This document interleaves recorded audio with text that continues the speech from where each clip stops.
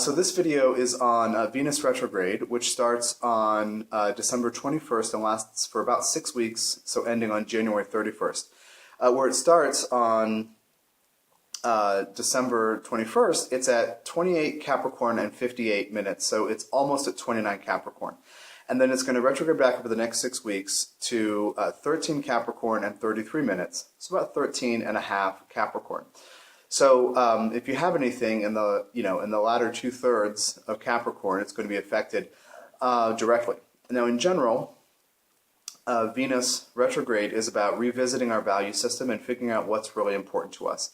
So things that we do, that we like to do, that we find pleasurable, that we perhaps find some value in, might not work because we're supposed to revisit and reevaluate what we find important.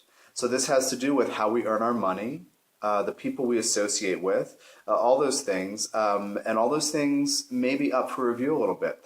Regarding money, there might be a little change in the money flow. There might be a pause. And if that's true, don't go into fear mode, but look at what you find important and how you are acting on what you find important. That's the major thing, is to get an inside look at how you've created Venus things in your life, and therefore how they may need to be retooled now, just in case they're not working optimally.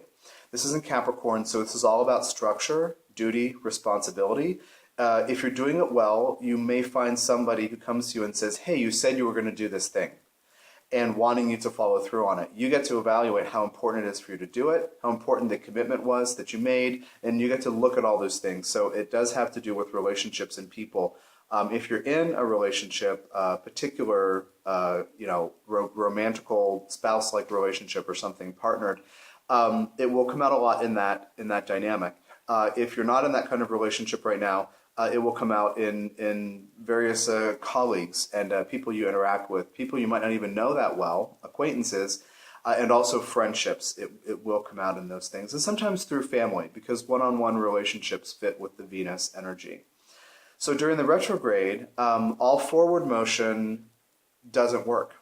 So, as you probably heard me talk about Mercury retrograde at different times, we have to reevaluate what's really happening.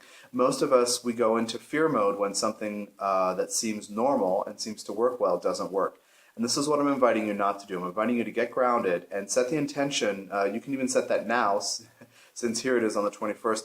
Set it now for this entire 6-week period for you to become more aware of your patterns, more aware of your expectations, more aware of how things have been formed within you about what you're willing to do for others and what you perhaps do for others at the expense of doing for yourself. This is a classic Venus thing.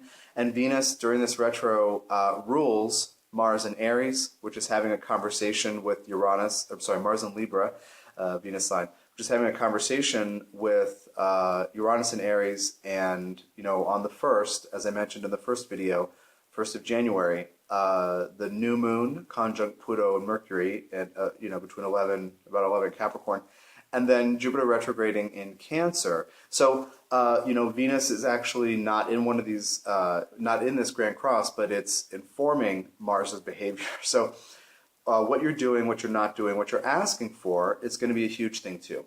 If you're somebody who asks for too much or asks for things from others that you should do for yourself, you may find new resistance to receiving what you are asking for. If you're somebody who doesn't ask others for help, then the Venus retrograde is for looking at how you can actually rely on others.